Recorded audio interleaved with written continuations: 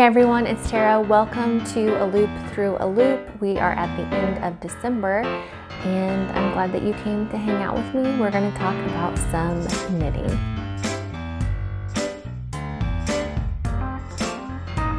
Before we jump into FOs, I'm going to give an honorable mention to my Vertices Unite designed by Stephen West for being the most, handy knit of this season. The past few weeks, our average temperatures have been in the 50s and 60s, so not quite cold enough to wear a heavy wool sweater, but something that's fingering weight that I can just throw on has really been very helpful. And it's convincing me that I think I probably want to make another one. But for now, I'm going to take it off because it's not really that chilly that I need to keep it on. But I did want to just give a shout out to my shawl here. It's come in super handy. We have to leave, I throw it on. My daughter had a dress up day at school where they had to wear a colorful scarf. And I said, here, you can wear this. She loved it, her teachers loved it. It was all good. So we're going to go ahead and transition into FOs. Today is December 8th and I was able to finish up the pair of socks I was working on from this book of Knit Like a Latvian socks.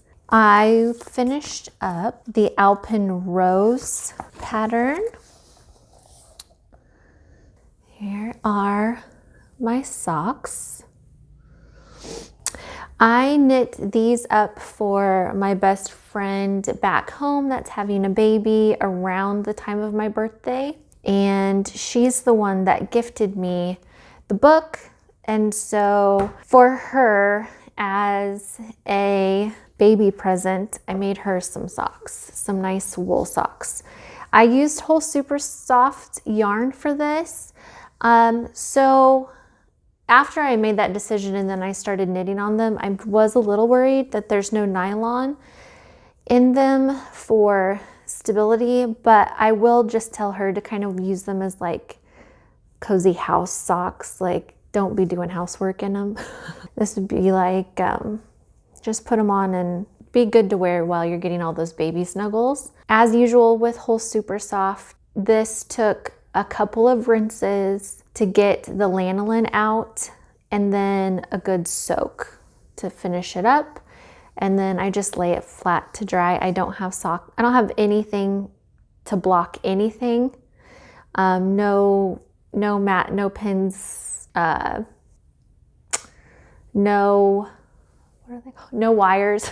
I just always lay my knits out to dry flat without aggressive blocking. That's just my preference. The book, I mentioned last month that the book's recipe for knitting socks is cuff down. I am very new to knitting socks, but right now my preference is toe up. So what I did is I took the recipe of Andrea Mowry's DRK Everyday Socks and used that to work up. So I used a Turkish cast-on, increased for the toes, and then I used a Flegel heel, and then knit the cuff up. What I liked about the color work section, after knitting the Guns N' Roses mittens for my husband, where there wasn't really a set pattern of symmetry because you're creating a particular kind of form or shape. It was nice to work on something that has more traditional patterns that are very symmetrical and mirror each other. The longest float that is in these socks is only 5 stitches, so you don't have to catch any floats, which was really nice. I knit the toe through the heel, so about half of the socks on magic loop. Then when I got to the color work, I did put these on my mini circulars. That really helps for me. It really helps even out my tensioning, and I didn't have to worry about any laddering at the corners. What I do have to remind myself is that when I switch from magic loop to the circulars that how I manipulate my hand, how I move my hands to manipulate the needles changes. So when I use magic loop and I'm holding my needles, I've noticed, I didn't know this before until I had to pay attention to what I was doing. But when I'm knitting just with my regular needles, a lot of my movement manipulation comes from my pinkies and towards the back of my hand, kind of my wrist. When I use the small circular needles for tinier circumference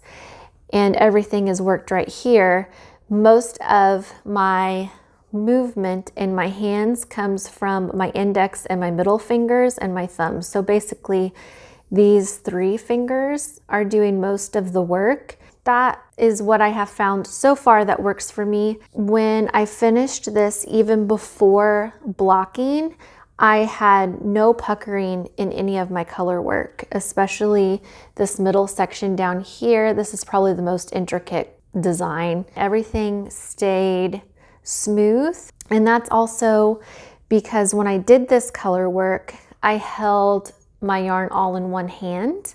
And what I did, because I used to pick and flick, so I would use my left and right hand to do color work in the past. And what I didn't like about that is I like to have my yarn managed well. I don't like a lot of things tangled or whatever. It doesn't bother me to stop, untwist some things, get things kind of squared away, and then go back to knitting again. But when I would do work with my left and my right with color work, I would keep one ball of yarn on my left, one ball of yarn on my right. And if the kids needed something, there was more fiddling and juggling around to kind of get me out of being trapped in my color work knitting. And I didn't want that. I wanted to figure out a way for me that still looked nice, helped me improve my tensioning, but was easy. I could drop it and go to the kids immediately if I needed to. And so what I found was I found Kristen from Vine, her tutorial from years ago, 4 or 5 years ago, about how she does her color work. And she is like me. She is a continental knitter, so she holds the yarn in her left hand and she shows how she holds and tensions the yarn. And that's just exactly what I've been doing, is exactly what she's did in that video. And so far it's been working, and it's helped me enjoy color work a lot more because I don't feel like I'm trapped. I feel like I can walk away easily from it. Normally with one strand of yarn, when I go to tension, I will wrap it around my pinky once and then bring it up over my index finger. When I am doing color work, I don't wrap it on my pinky at all because for me, it messes with the yarns getting twisted around, which they get twisted around on their own anyway. It was a lot easier for me to tension it how I needed to with my index and middle fingers, and then just use my ring finger and my pinky just to kind of hold the yarn in place. And like I said, Kristen's video, she actually goes through and shows what it is she does. I can link that video down below. I think it is very helpful. So anyway, long story short, these are going to be sent off to my friend. I'm so glad I got these done before baby got here so she can enjoy them. I'm also gonna throw in a little baby hat. And I made it when I knew that she was going to have a little baby girl, and so I figured these will be all packaged up. I am going to send a bottle of wool wash with these and like a little care instructions and a card and everything. I'll get it all nice and neat, but those are ready for her. Pretty excited. So as of this moment, in this time that I am in right now, I only have one more gift knit to get done, and then I can cast on, or I can start prepping my yarn for my birthday cast on. And I'm focused. I want to get it done, but we'll have to stay tuned and see if I get it done. Let's hope. So those socks were the only thing that I completed this month, and I have been thinking about those socks off and on, and I just keep thinking, I think I made the wrong yarn choice. I just feel like maybe I should have used something that had nylon in it, or even if it didn't have nylon in it, use a yarn that has wool with a longer staple to give it more structure. I don't know. We'll just see how it goes. But onto whips. So with existing whips, I have worked a little bit on my half and half wrap. It's getting a little bit longer. I'm almost, where is it? I'm almost to the end of my first skein. And I've mentioned before, this is a long-term project that I keep with me. Sometimes I'll have it in the van with me as just something to work on. Or if the kids are in the bathtub, maybe I'll do a row or two while they play for a little bit before they have to get out. But it's something that I do always enjoy going back to. And it was interesting to me, having made my husband's mittens on US zeros, and then I have socks that were knit on US ones, and I have another project that's on US ones, that when I went to work on the half wrap with US threes, those threes felt so big in my hands. That was just kind of that weird, I didn't realize how much my body had adjusted to the smaller size needles. And US 3 needles are still small, but the zeros and ones just started to feel normal. So then the threes just felt huge. Another whip that I've been working on that has been ongoing is the baby blanket that I'm knitting using the Granada pattern from 52 Weeks of Shawls. This shawl was designed by Claudia Quintanilla, and I believe she's with You Knit, I believe. And I am on the very last section. All I have to do is finish these last garter rows, and then I'm done. So where this pink progress keeper is where I was last month when we checked in. So I've done a lot of knitting. Every row in this pattern, I mentioned this last time, I believe. You start with this little corner, small little corner, and every other row you're increasing 2 stitches. So the rows are getting progressively longer and longer and longer and longer as you go, which from the knitting standpoint, when you're putting in the work, can feel frustrating, but then I just have to remind myself I'm working on 2 sides of that square as I'm going. So just keep going, just keep going. Put something on that I can watch or listen to and just knit.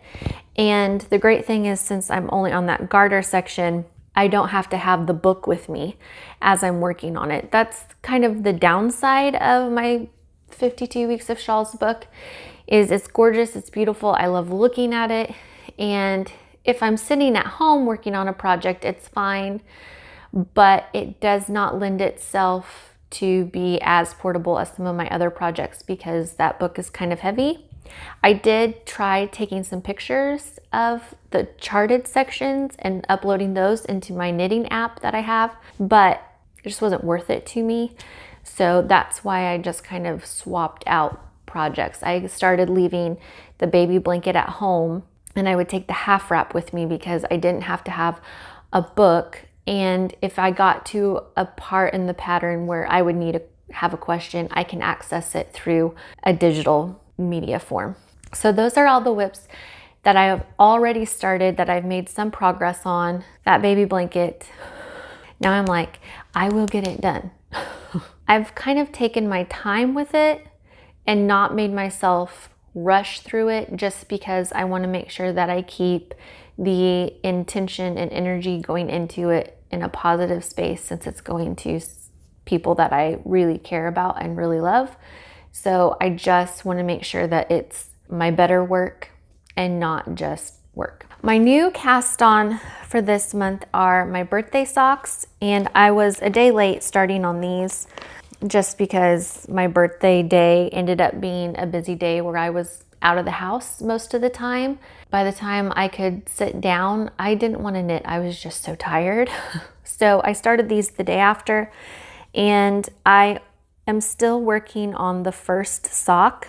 I kind of got to a place where I needed to stop because I wanted to work on the baby blanket, but I have started my gingerbread socks. I used magic loop for the ribbing, and everything under the color work has been magic loop. The color work in the cuff and the color work that will come in the toe, I do on my small 9-inch circular, I think they're 8 or 9 inches. They're the interchangeable set by Chiagu that I use. I do have the heel of the first one done, so there's my first gingerbread man. I have done duplicate stitch before, which is how you make the gingerbread man. I did it for my husband's Guns N' Roses mittens. I only had a little bit of duplicate stitch to do on that for the rose on each glove. This felt a little bit trickier just because on the glove I already had the stitches for the rose already kind of marked out in a color, so I knew where the stitches would go. Whereas with this duplicate stitch, I just needed to count. I don't know, I had a lot of second guessing myself if I was keeping things straight. I knew it was easier for me to keep track of things that are straight going up and down. I can follow that line of stitches, but going across, for me, I struggle with, am I going straight across or am I accidentally going down or up one? This ended up just doing the heel, like this gingerbread man ended up taking me, it took a couple hours to do the gingerbread man just because I wanted to do it right. As I'm looking at it, it's not bad for a beginner, but clearly I'm a beginner. There are some places I think it's a little too tight, and I tried to keep my tension even with my knitting tension, but there are still some places, I mean, it's not as good as I want it to be, but it is still good enough. So, and it's on the heel, so it's all right. And it does fit. I did get to like this point in the cuff, and then I thought I probably need to try these on to see if I can get it over my heel. So I had to rip everything out and start all over, and that didn't actually bother me. I have over time become increasingly more satisfied with just rip it, take it out. I enjoy knitting, so there's no time wasted, and there's not a deadline on this, and I would really like to be able to wear the pair of socks that I'm knitting for my birthday. So like I said, this is only the first sock. I'm hoping to get them done. This will be the next thing that I want to pick up and finish after I get that baby blanket done. That's my goal. Those are all of my whips that I'm currently working on. Looking into the new year, I was watching Casual Friday with Roxanne Richardson, and she had brought up that Finish It February is going to be coming up. It's going to come sooner than what we think. The days go by so quickly that February will be here quickly, I'm sure. I think from now until the end of February, I'm just really going to hone in on all of the whips that I currently have and try to get them completed, with exception of my half wrap. My half wrap does not have a due date per se, since it's an ongoing project and it's one that I always enjoy coming back to. I don't think there's a reason to rush it or try to get it done, but that baby blanket has to get done. I do need to get it done. After spending so many months of working on it, I'm ready for it to be completed and finished. I'm excited to see what it looks like after I've washed it and laid it out flat. And I want those socks done. I'm looking over here at the bag that my Blue Christmas is in. I want that done. I have not touched it at all. So I think in January, I said I was going to get it done in December for the Thru loop cowl, and I didn't do that. Side note, thank you to all of you lovelies that participated in that. I really enjoyed looking at the pictures that people were posting of the projects that they were making. And I just want to give you a really heartfelt thank you, and hopefully I can do a better cowl next time. I'm not very good at this kind of thing. But you got to start somewhere. So thank you to those people. I'm so sorry that I didn't finish my project that I was going to do for that. But that's life. So I want to get my Blue Christmas sweater finished in January, and it's a combination of 3 yarns held together. So it's approximately an aran weight. So it should knit up relatively quickly. Once I can get those whips kind of taken care of, and I also have my bas relief wrap is still in here. I haven't worked on it at all. I want to kind of clear my needles and get, so hold on, let me count. The Blue Christmas, bas relief wrap, the blanket, and the socks. So there's 4 projects I want finished by the end of February. I feel like there's just too much going on right now, and it just needs to get kind of a good clean out before I feel okay casting something else on. So my reward or my motivation to get through these projects is that when I finish, I don't know whether to say I have to finish all 4 or 3 or 2, then I can cast on my Pink Fizz designed by Andrea Mowry using my Alpaca Classic in the soft satin colorway. Oh, right up here, this soft one right here. I really want to cast that one on. I've been dreaming of going ahead and just getting it done. And then I've also thought, do I want to do Pink Fizz, or do I just want to do a really plain, everyday sweatshirt kind of sweater in my favorite yarn?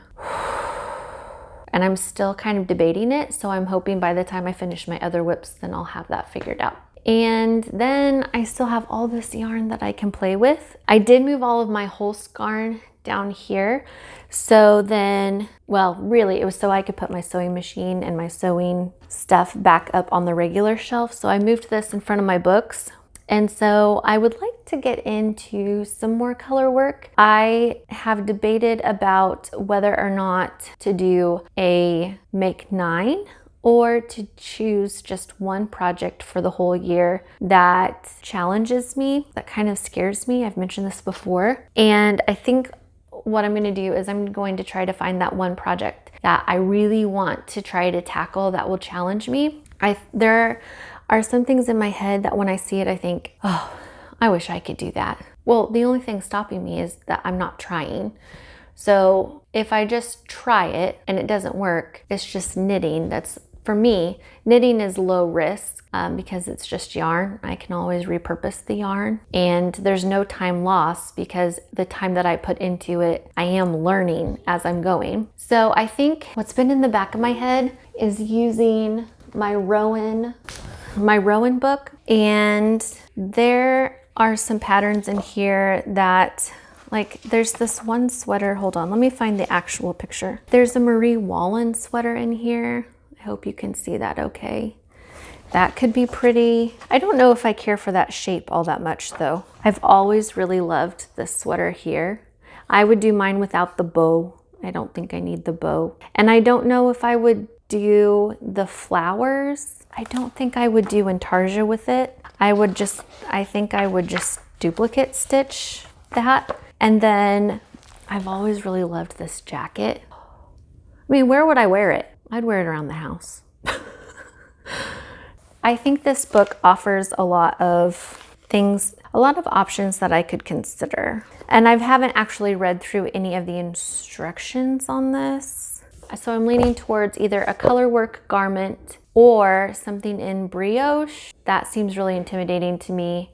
But if I do something in brioche, then I have to go buy a pattern. And for right now, I would really like to use what I already have. I also have Slow Knitting by Hannah Thiessen, and I think this has more texture, cables and lace and all of that. So I think, ooh, maybe I want to do something from here to challenge me. Or I was gonna take my white sweater that I knit that was inspired by the ballet in my wedding dress and make that into a pattern. Are you ready to go eat? You wanna look at pictures? Okay. So I'm gonna wrap things up real quick because it's lunchtime and the little one is wanting food. So, Abby? Yeah, Abby and Sam. Either do something from these 2 books or, like I was saying, take my sweater that I knit, go ahead and finally work on allowing myself to take the year to write the pattern so that it can be what I think it should be. There's a lot of work that'll have to go into it. That feels really scary. It is definitely something, it's on my get done list, but it doesn't have a set time or date to get it done by. Before I leave you, I also wanted to say that I very much enjoyed your comments from last month's episode about what you're working on, and hearing from several of you in the comments and also watching other podcasters that there's a lot of us that don't have any other knitters in our day-to-day lives. And I just think it's really interesting that there's Mommy? so many of us, but it feels Mommy. like there's, yeah, baby. What's that? House? Yeah, house. There's so many of us, but yet so few. I would like to keep the conversation going, and I'm just trying to think, well, what can we talk about next? Like, well, now that the new year's coming, gift and knitting, for all intents and purposes, that pressure is gone. What are you most excited about working on, either for yourself or somebody else, whatever it is? Like, what are you just itching to get your hands on to knit? For me, I'm just itching to get all of these whips cleared out.